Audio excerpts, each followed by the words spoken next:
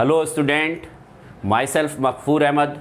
हमारा आपका प्यारा सा यूट्यूब चैनल है Makfoor physics hub. Dear student, जैसा कि आप सभी जान रहे हैं कि सीबीएसई 12th और सीबीएसई 10th के बोर्ड एग्ज़ाम 26 अप्रैल से कंटिन्यू होने वाले हैं। आज हम एटम चैप्टर के फिजिक्स 12th के एटम चैप्टर्स के कुछ बोर्ड एग्ज़ाम में पूछे गए क्वेश्चन सॉल्व कराएंगे। डियर स्टूडेंट, हमारा क्वेश्चन है determine the speed of the electron in n is equal to 3 orbit for helium positive ion. Determine the speed of electron in n is equal to 3 orbit of helium positive ion. Helium positive ion कि n is equal to 3 की speed calculate करनी है, Vn calculate करना है, Vn। Dear student, हमने first orbit of speed of electron in first orbit, speed of an electron in first orbit of hydrogen atom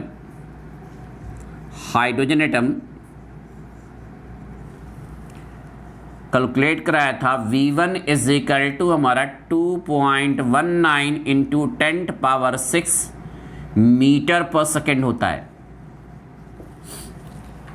electron की जो speed है dear student,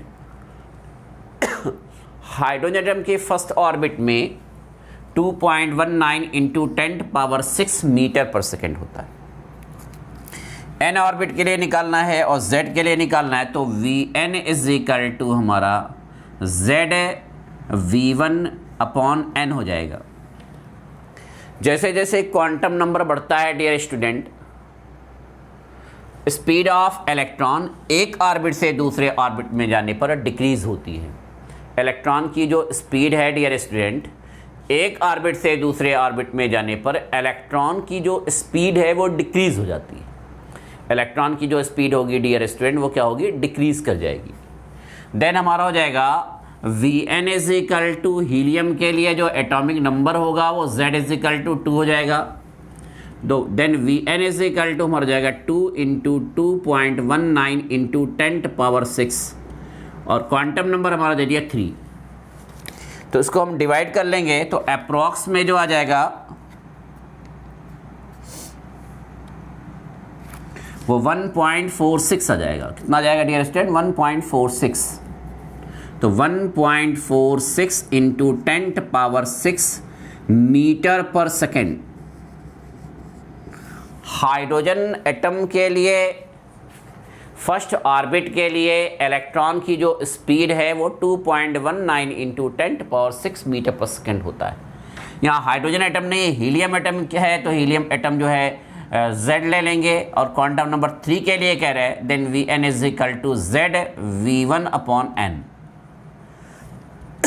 यानी कि n ऑर्बिट में इलेक्ट्रॉन की जो स्पीड होगी वो Vn is equal to 1.46 into 10⁻⁶ metre पर सेकेंड के इक्वल होगा।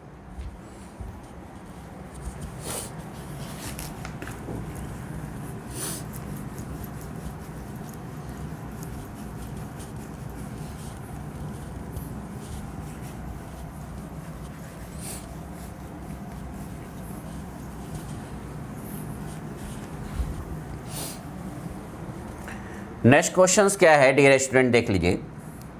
नेक्स्ट क्वेश्चन हमारा क्या कह रहा है, उस पर थोड़ा ध्यान देंगे।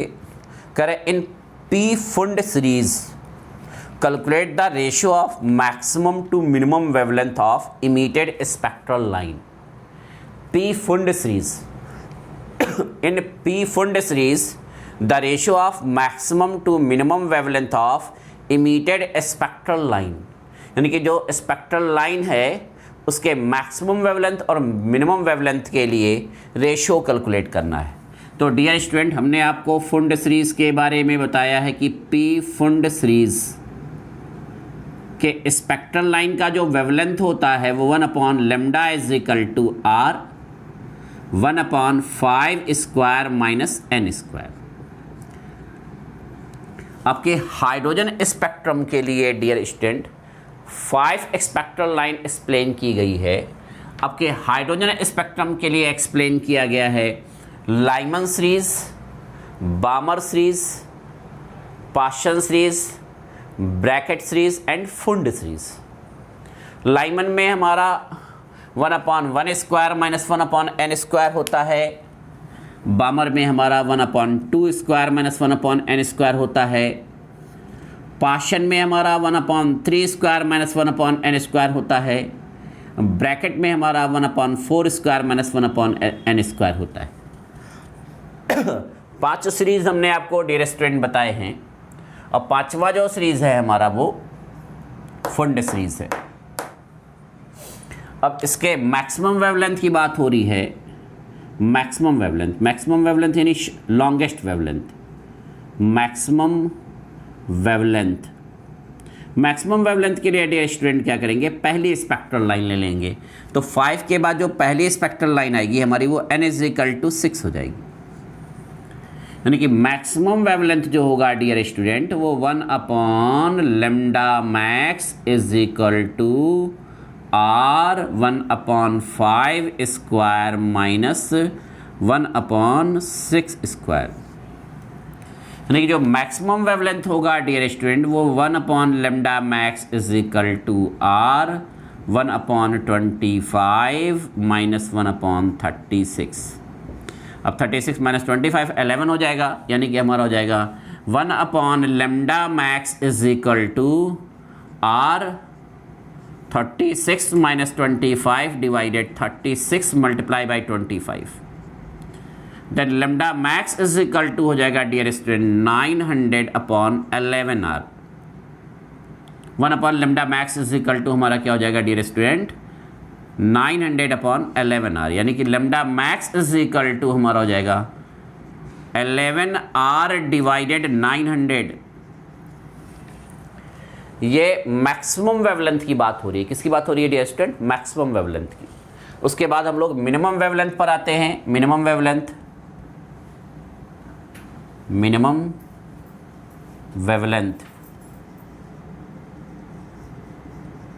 तो हमारा हो जाएगा 1 lambda minimum is equal to R 1/5 square minus 1/इनफाइनाइट स्क्वायर। मिनिमम वेवलेंथ की बात है यानी n इज इक्वल टू हम क्या करेंगे इनफाइनाइट ले लेंगे। तो 1 lambda minimum is equal to हमारा हो जाएगा r 1/5 स्क्वायर माइनस 0 हो जाएगा। यानी कि 1/25 हो जाएगा हमारा 1 क्या हो जाएगा 25। यानी कि lambda minimum is equal to 25/r।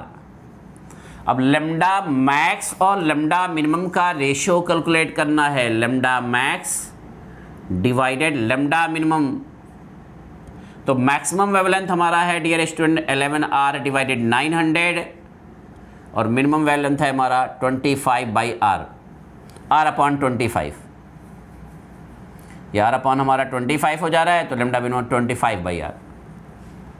1 lambda minimum is equal to r 1/5 square minus 1/इनफाइनाइट स्क्वायर। तो r/25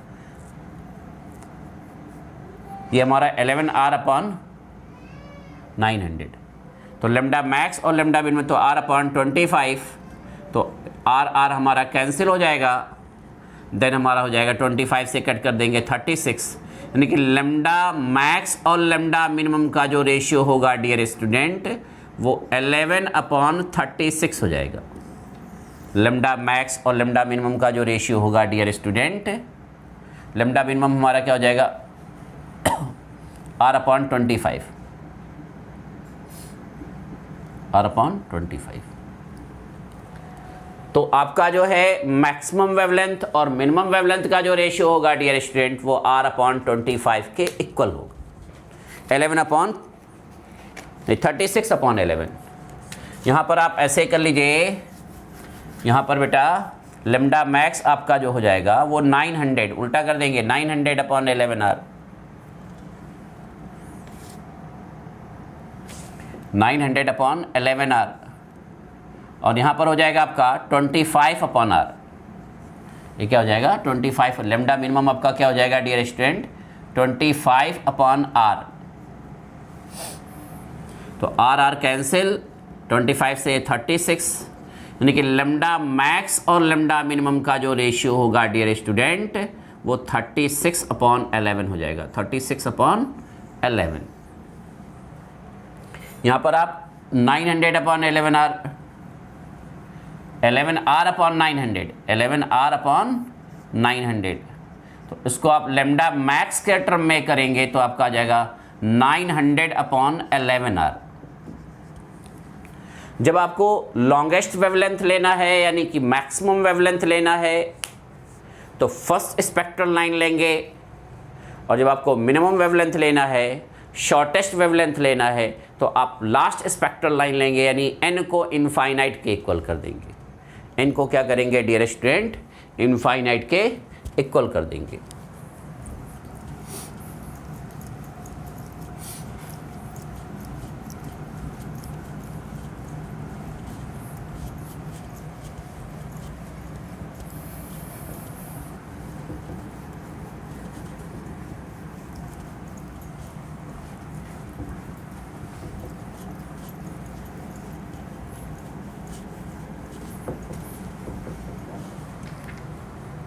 नेक्स्ट क्वेश्चन क्या है dear student,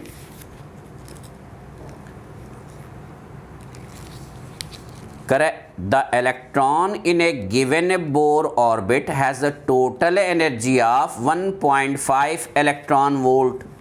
total energy dear student, questions कह रहा है the electron in a given Bohr orbit has a total energy of -1.5 electron volt. Total energy कितना दे रही है E is equal to -1.5 electron volt.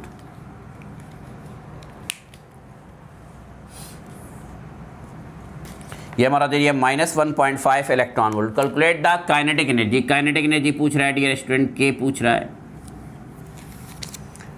फिर पोटेंशियल एनर्जी पूछ रहा है dear student, potential energy, kinetic energy, potential energy. तो kinetic energy जो होता है वो टोटल एनर्जी के इक्वल होता है बट माइनस ई होता है, मतलब काइनेटिक एनर्जी की वैल्यू टोटल एनर्जी के इक्वल होगी बट पॉजिटिव होगी, यानी कि minus minus plus 1.5 electron volt ये हो जाएगी एनर्जी, टोटल काइनेटिक एनर्जी। और पोटेंशियल एनर्जी की जो वैल्यू है वो टोटल एनर्जी का डबल होता है माइनस में, यानी कि U हमारा जो होता है डियर स्टूडेंट वो 2E के इक्वल हो जाता है, 2E। देन आपका हो जाएगा 2 मल्टीप्लाई बाई -1.5, यानी कि आपका हो जाएगा U is equal to -3.0 electron volt. यानी कि काइनेटिक एनर्जी हमारा पॉजिटिव में जो होगा वो 1.5 इलेक्ट्रॉन वोल्ट होगा, पोटेंशियल एनर्जी जो आपका नेगेटिव में होगा वो -3 इलेक्ट्रॉन वोल्ट होगा। काइनेटिक एनर्जी जो हमारा होगा वो +1.5 इलेक्ट्रॉन वोल्ट होगा, और पोटेंशियल एनर्जी U जो है वो हमारा -3 इलेक्ट्रॉन वोल्ट हो जाएगा। उसके बाद कह रहे हैं wavelength of radiation emitted when electron makes a transition to the ground state. मतलब इलेक्ट्रॉन जब ग्राउंड स्टेट से वापस आएगा तो वेवलेंथ कितना होगा ग्राउंड स्टेट से, तो आप एनर्जी डिफरेंस निकाल लीजिए।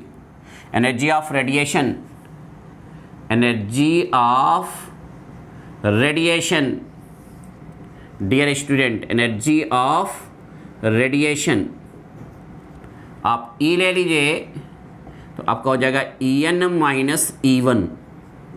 तो En यानी आपका जो गिवन है -1.5 इलेक्ट्रॉन वोल्ट, और फर्स्ट ऑर्बिट हाइड्रोजन एटम के फर्स्ट ऑर्बिट की जो टोटल एनर्जी होती है वो -13.6 यानी +13.6।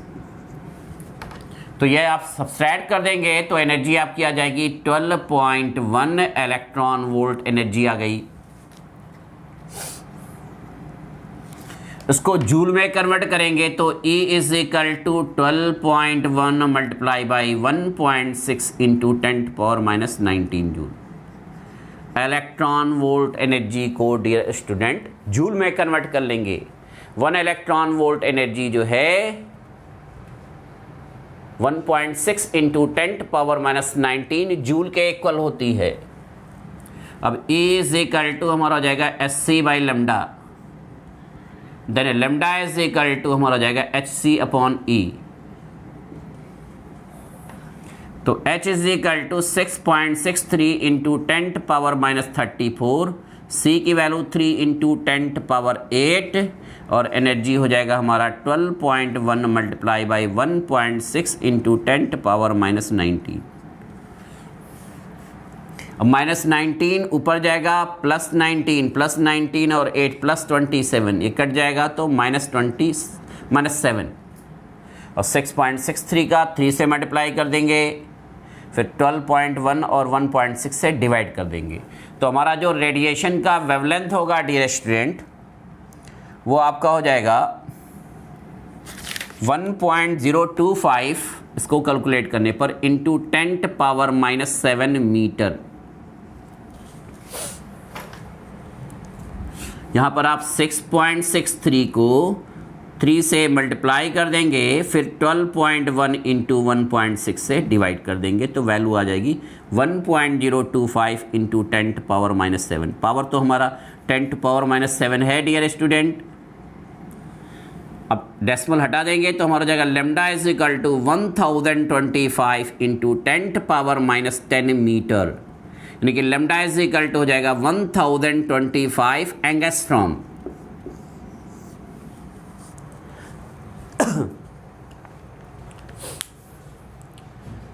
तो जो रेडिएशन डिस्क्रीट करेगा ग्राउंड स्टेट से एक्साइटेड स्टेट तक गया, फिर एक्साइटेड स्टेट से ग्राउंड स्टेट तक वापस आने में जो रेडिएशन डिस्क्रीट करेगा डियर स्टूडेंट उसका जो वेवलेंथ होगा वो 1025 एंगस्ट्रॉम होगा, 1025 एंगस्ट्रॉम। तो डियर स्टूडेंट जो भी क्वेश्चंस आपको एक्सप्लेन किए गए हैं इसको एक बार आप रिवाइज कर लेंगे। अगर कोई डाउट कोई क्यूरी आती है तो कमेंट बॉक्स में जाके कमेंट कर देंगे। Thank you.